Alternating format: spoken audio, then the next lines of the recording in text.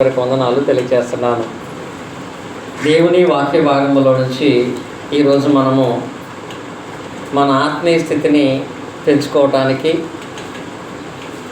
మనలో ఉన్నటువంటి ప్రతి లోపాన్ని సరిచేసుకోవటానికి ఈ గ్రంథాన్ని ఆధారం చేసుకొని ఒక ప్రాముఖ్యమైనటువంటి అంశాన్ని ఈరోజు మనం నేర్చుకుందాము.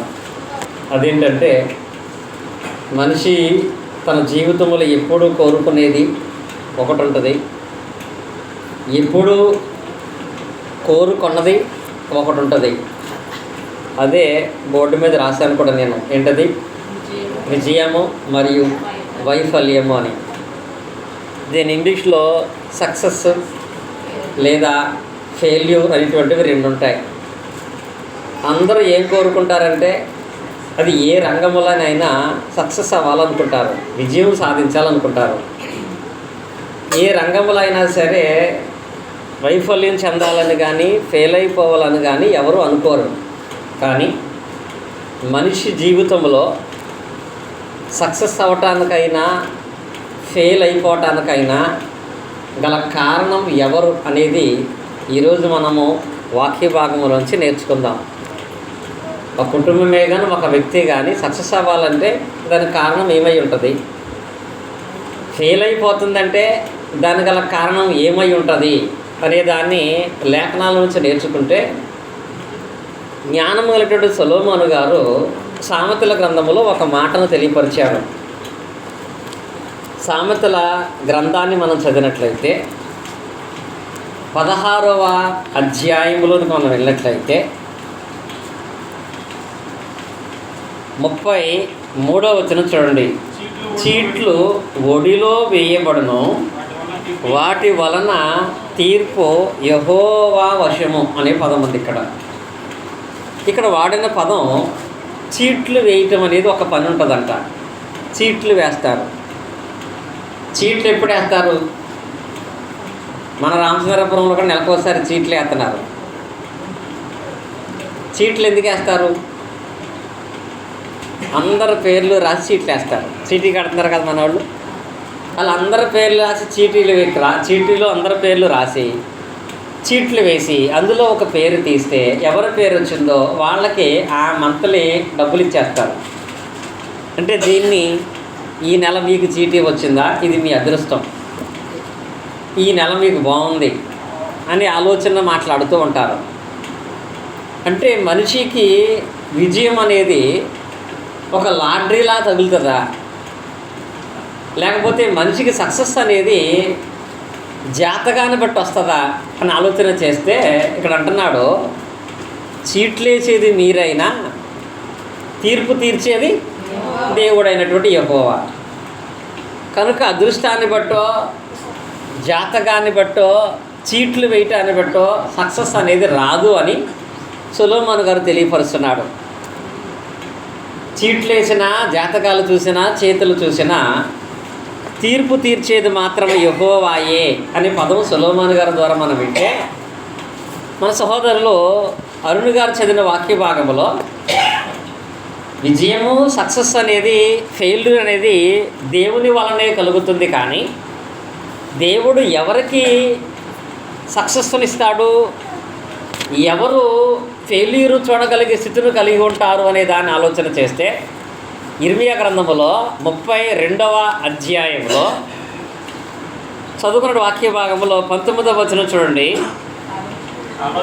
ఆలోచన విషయంలో నీవే గొప్పవాడవు, క్రియలు జరిగించే విషయంలో శక్తి సంపన్నుడవు, వారి ప్రవర్తనను బట్టి వారి క్రియాఫలములను బట్టి అందరికీ ప్రతిఫలం ఇచ్చుటకై నరపుత్రుల మార్గములన్నిటినీ నీవు కనులారా చూస్తున్నావని రాయబడింది. అంటే చీట్లు వేసినా, ఎన్ని ప్రయత్నాలు చేసినా తీర్పు అనేది దేవుని వశంలోనే ఉంది. ఈ వచనంలో ఏమంటున్నాడు? దేవుడు కూడా ఎవరికి సక్సెస్నిస్తాడు, ఎవరు ఫెయిల్యూర్ అయిపోతారు అంటే, ఆయన కూడా మనుషుల విషయంలో లాటరీ వేసి తీయడంట. వీళ్ళు సక్సెస్ అవ్వాలి, వీళ్ళు ఫెయిల్ అయిపోవాలని ఆయన మనుషుల విషయంలో లాటరీ వేయడంట. దేవుడు సక్సెస్ ఫెయిల్యూర్ అనే దాన్ని ఎలా ఇస్తాడు అంటే, ఇచ్చేది దేవుడే. అయినా చూడండి, ఈ వాక్యభావం మనం చదువుకున్నాము. వారి ప్రవర్తనను బట్టి, వారి క్రియాఫలమును బట్టి అందరికీ ప్రతిఫలం ఇస్తాడంట.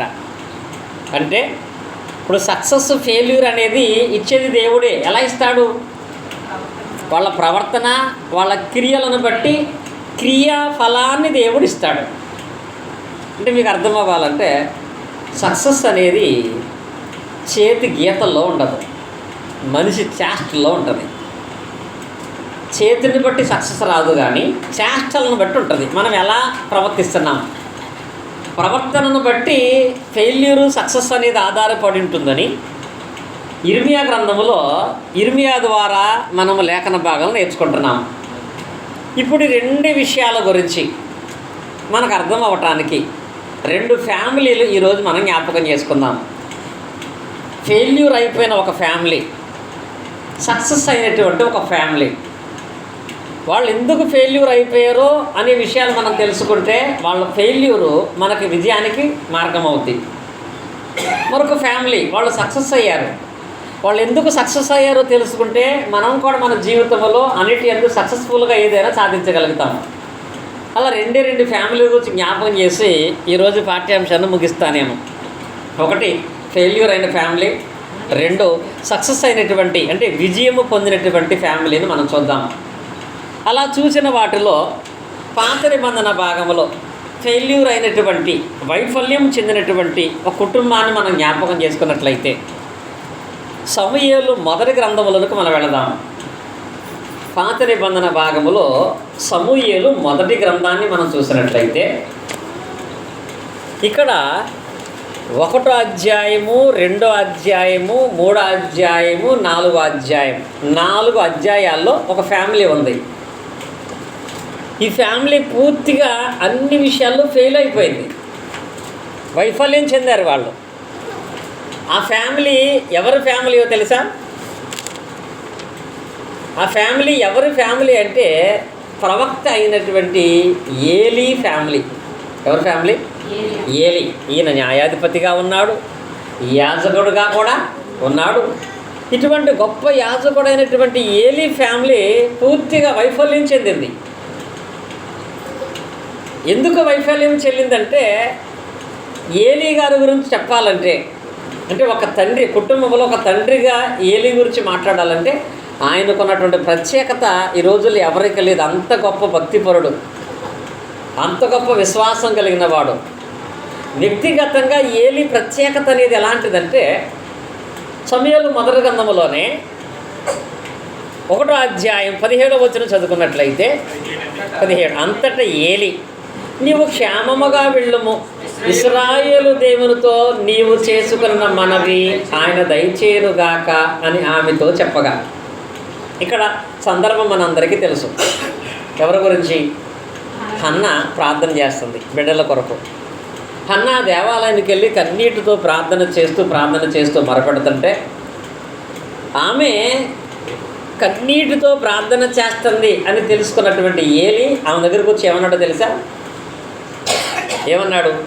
నువ్వు క్షేమముగా వెళ్ళిపో, నువ్వు ఏమి దేవుణ్ణి అడిగావో అది దేవుడు నీకు చేస్తాడన్నాడు. ఎవరన్నారు? ఏలీ. అమ్మా, నువ్వు దేవుణ్ణి ఏదైతే అడిగావో అది దేవుడు నీకు ఇస్తాడని చెప్పాడు. ఇక్కడ ఏలీ నోట్లోంచి ఏ మాట వచ్చిందో, ఏలీ గారి నోటు వాక్కు దేవుడు ఏం చేశాడు? ఫలింపజేశాడు. ఫలింపజేయలేదా? ఏలీ గారి నోటు వాక్కు దేవుడు ఫలింపజేశాడు. అంటే నిజంగా ఏలీ గారు ఎంత ప్రత్యేకత కలిగిన వాడు! ఒక దైవజనుడుగా, దేవుని బిడ్డగా, దేవుని సేవకుడుగా అతను దేవుని దృష్టిలో ఎంత ప్రత్యేకత అంటే ఆయన నోటి వాక్కు ఫలింపచేసేటువంటి మనసు దేవుడు ఏలీ మీద కలిగి ఉన్నాడు. ఇక్కడ ఒకసారి మాత్రమే కాదండి, ఇదే హన్నా విషయంలో మరలా 2వ అధ్యాయము 20వ వచనములో ఏం జరిగింది చూడండి. యెహోవా సన్నిధిని మనవి చేసుకునగా నీకు దొరికిన ఈ సంతానమునకు ప్రతిగా యెహోవా నీకు సంతానం ఇచ్చునుగా. కానీ ఏలీ ఎల్కానాను అతని భార్యను దీవించిన తర్వాత వారి ఇంటికి వెళ్ళిరి. యెహోవా హన్నాను దర్శింపగా ఆమె గర్భవతి అయి 3 కుమారులను 2 కుమార్తెలను కనెను. మళ్ళీ ఇక్కడ మొదట ఏలీ ఒక మాట మాట్లాడాడు, అమ్మా నువ్వేం కోరుకున్నావో అది దేవుడు ఖచ్చితంగా ఇస్తాడు అని. ఎప్పుడైతే ఏలీ నోటి నుంచి ఆ వాక్కు వచ్చిందో, ఏలీ వాక్కును దేవుడు ఫలింపచేసి హన్నాకు దేవుడు సమూయేలు అనే కుమారుని ఇచ్చాడు. సరే, ఆ కుమారుని హన్నా దేవాలయంలో ఇచ్చి ప్రతి సంవత్సరం కూడా ఆ కుమారుడు కొరకు చక్కటి బట్టలు పుట్టుకొచ్చి ఇచ్చేది. వచ్చి ఆ కొడుకుని చూసుకుని కొంచెంసేపు సంతోషించి వెళ్ళిపోయేది. గర్భంలో పుట్టిన బిడ్డ ఉన్నాడు, కానీ ఆ బిడ్డ ఇంట్లో లేడు. ఎక్కడున్నాడు? దేవాలయంలో ఉన్నాడు. అయినా ఏ సంవత్సరం కూడా ఆయన బాధపడలేదు. నేను అనవసరంగా మొక్కుకున్నాను, దేవుడికి ఇచ్చేసాను అనుకోలేదు. ప్రతి సంవత్సరం తన భర్తను తీసుకుని కొడుకు దగ్గరకు వచ్చి బట్టలు ఇచ్చి కొంచెంసేపు అతనితో సంతోషించి తిరిగి వెళ్ళిపోయేది. ఇదంతా చూసిన ఏలి మళ్ళీ అన్నాడు ఆమెతో, అమ్మా నీవు ఈ ఇచ్చిన ఈ సంతానాన్ని బట్టి కలిగిన ప్రవర్తనను బట్టి దేవుడు మరలా నీ భార్యను ఆస్వాదించి మరలా నీకు సంతానం ఇస్తాడు అని దీవించాడు. మరలా ఏలి నోటి నుంచి ఆ వాక్కు రాగానే ఈ హన్నాకి మళ్ళీ ఎంతమంది పిల్లలు పుట్టారు? 5 పిల్లలు పుట్టారు. అంటే ఏలి గొప్పతనం చూడండి. ఎంత భక్తి కలిగిన వాడుగా చెప్పుకునే ఏలి, ఇతని వాక్యే దేవుడు పరిపూర్ణంగా నెరవేర్చే సామర్థ్యం కలిగిన ఏలి ఈరోజు మనం ఫెయిల్యూర్ క్యాండిడేట్లో రాసుకోవడం గల కారణం ఏంటి? ఇలాంటి వ్యక్తిని సక్సెస్ఫుల్ క్యాండిడేట్గా రాసుకోవాలి మనం. కానీ ఈయన మనం ఫెయిల్యూర్ పర్సన్గా, వైఫల్యం చెందిన పర్సన్గా, వైఫల్యం చెందిన కుటుంబంగా మాట్లాడుకునే పరిస్థితి ఈరోజు వచ్చింది. దానికి గల కారణం ఏంటంటే ఈయన భక్తి గలవాడుగానే ఉన్నాడు, యథార్థంగానే ఉన్నాడు. ఈయన వాక్కును నెరవేర్చగలిగేటువంటి విశ్వాసము కలిగిన వాడుగా ఏలీ గారు ఉన్నాడు. కానీ అతని తర్వాత ఉన్నటువంటి అతని పిల్లలను బట్టి ఏలీ గారి ఫ్యామిలీ ఫెయిల్యూర్ అయిపోయింది. పిల్లలను బట్టి. ఆ పిల్లలు ఎవరో తెలుసా? 2వ అధ్యాయంలో 34వ వచనం చూడండి.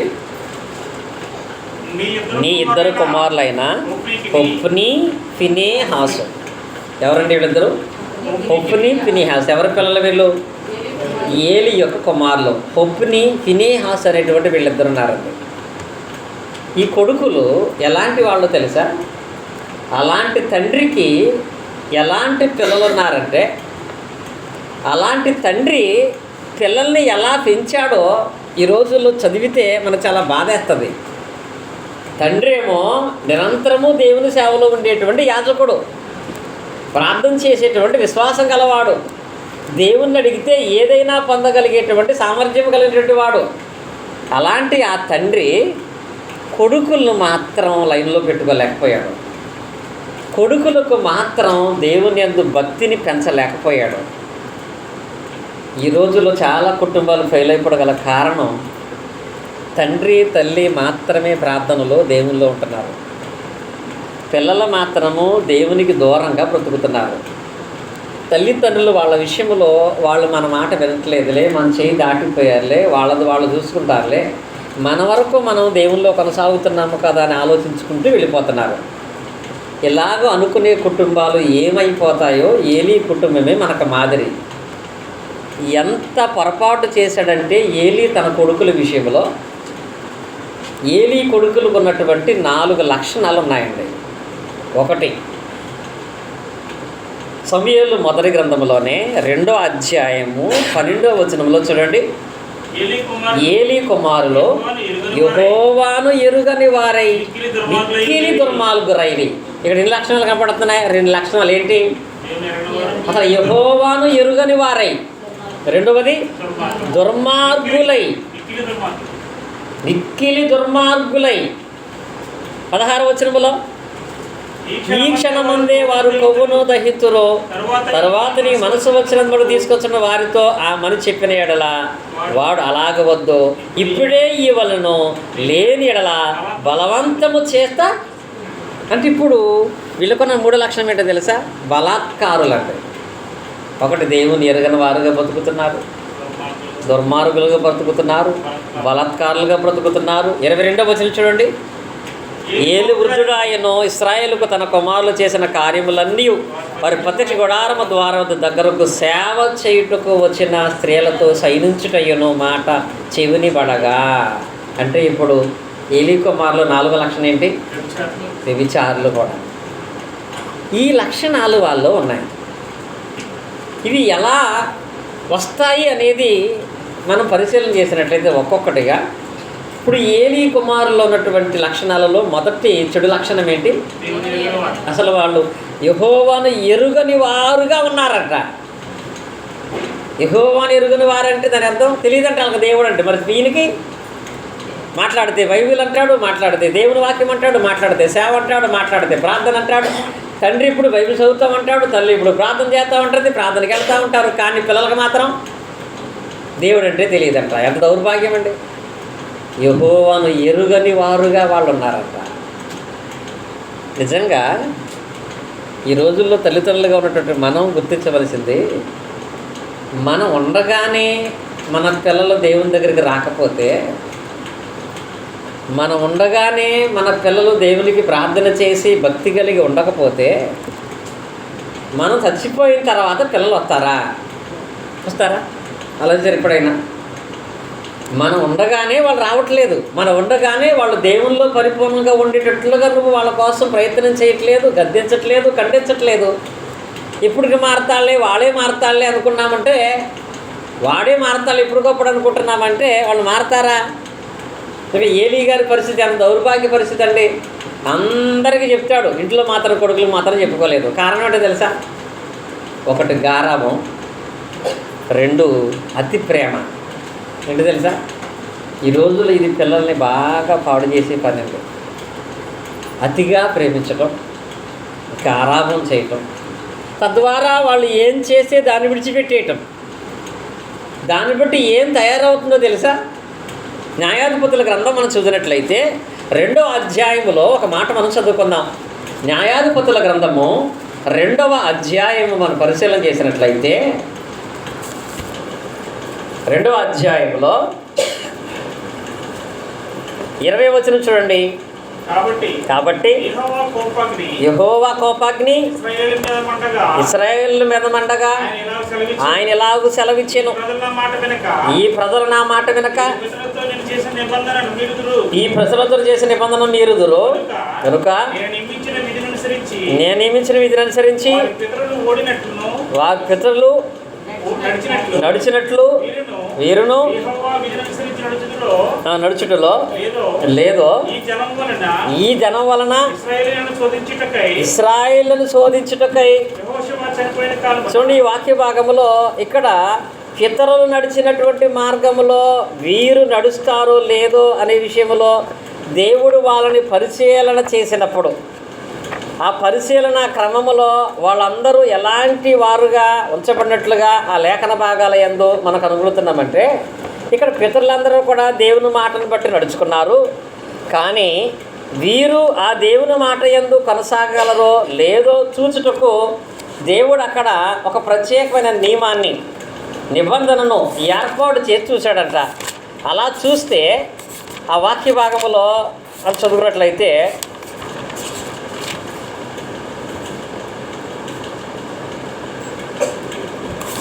2వ అధ్యాయంలోనే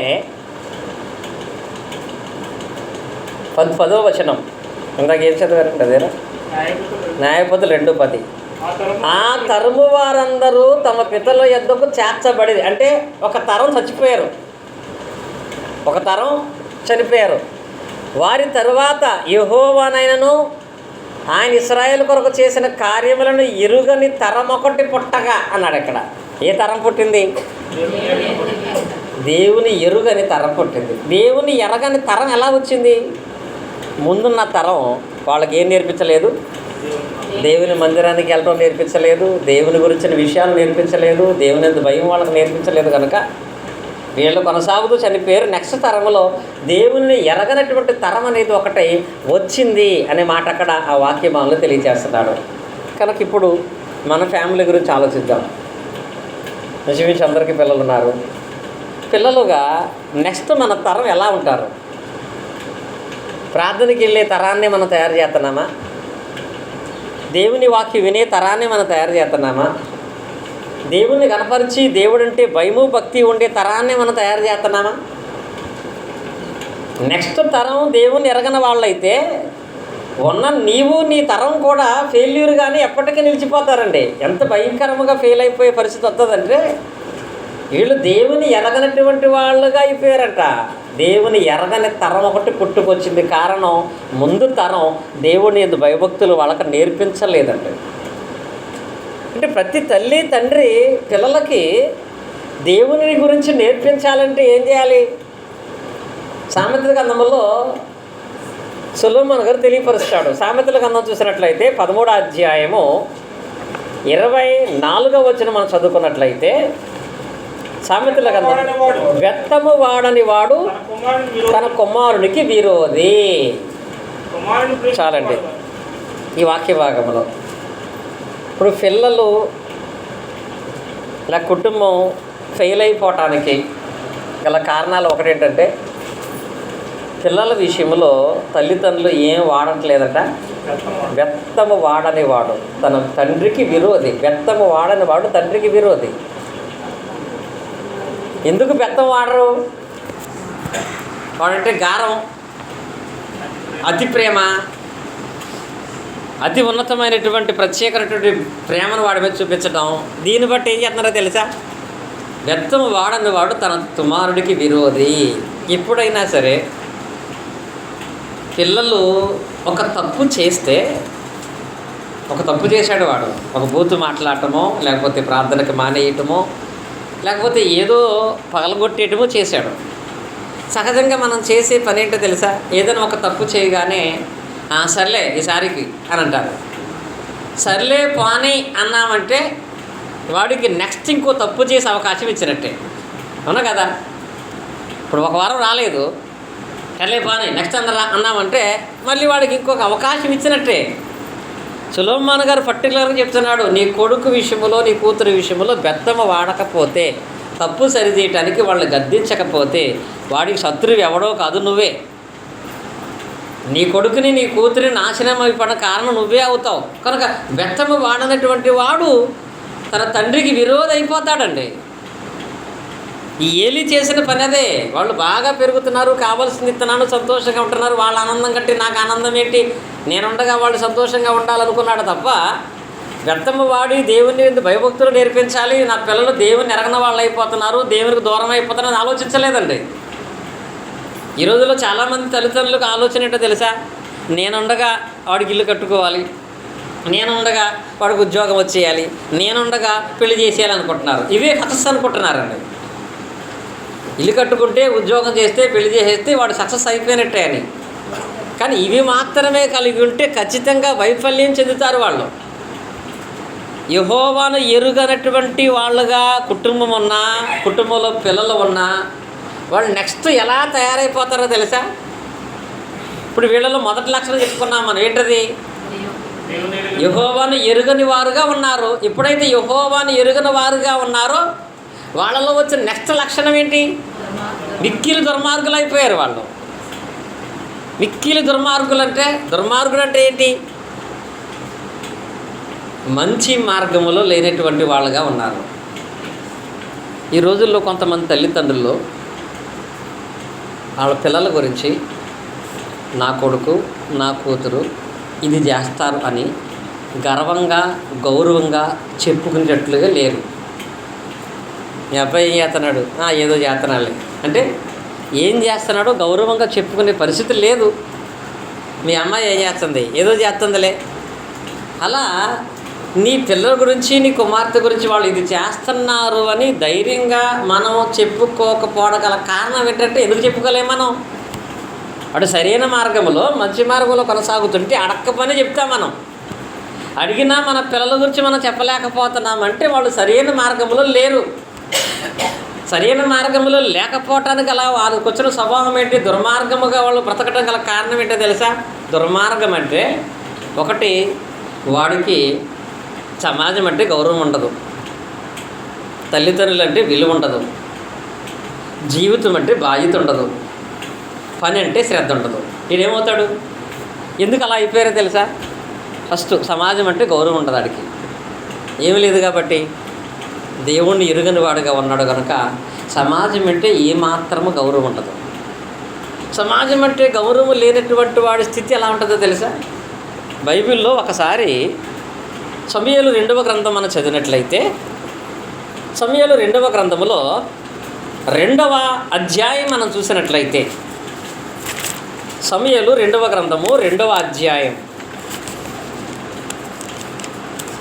23వ వచనములో ఇక్కడ సుమారుగా 42 మంది పిల్లలు చచ్చిపోయారు. 42 మంది పిల్లలు చచ్చిపోయారండి. ఆ 40 మంది పిల్లలు చనిపోవడం గల కారణం ఏంటో తెలుసా? ఆ వాక్య భాగం మనం చూసినట్లయితే 2:23 వచనంలో అతడు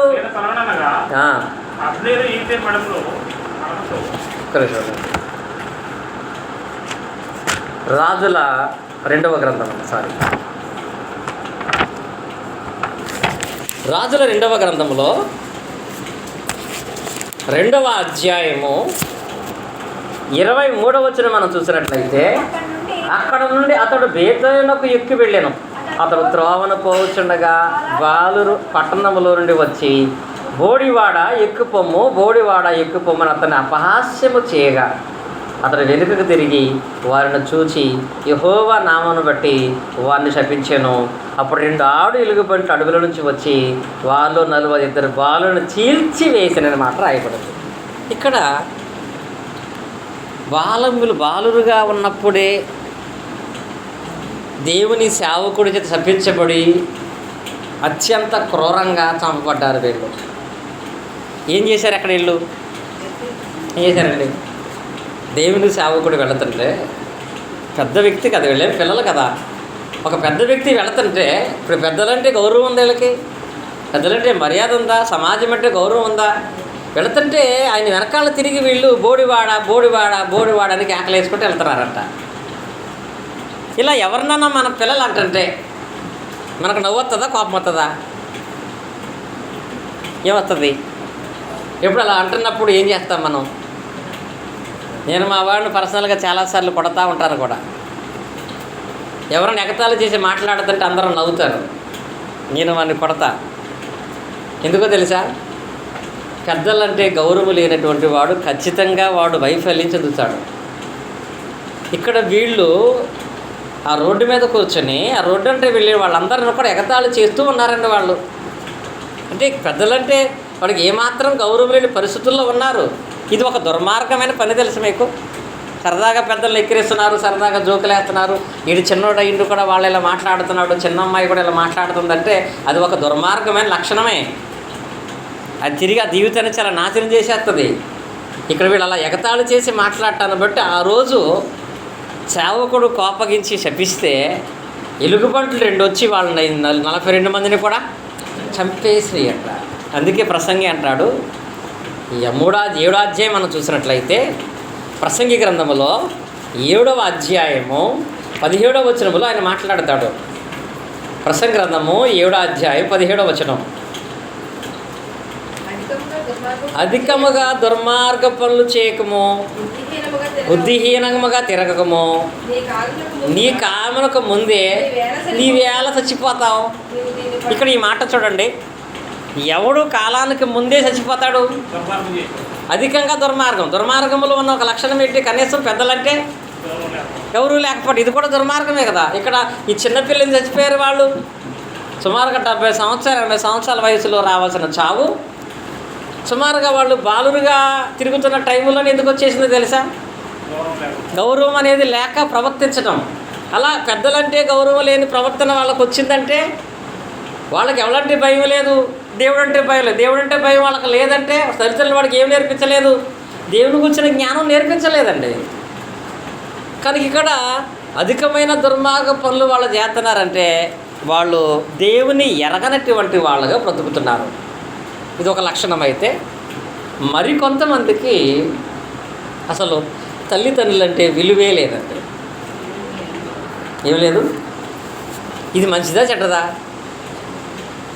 బైబిల్లో భక్తి గలవాడుగా ఎంచబడటంలో అసలు దీర్ఘాయుష్యం అనేది దేంతో ముడిపడి ఉంటుంది?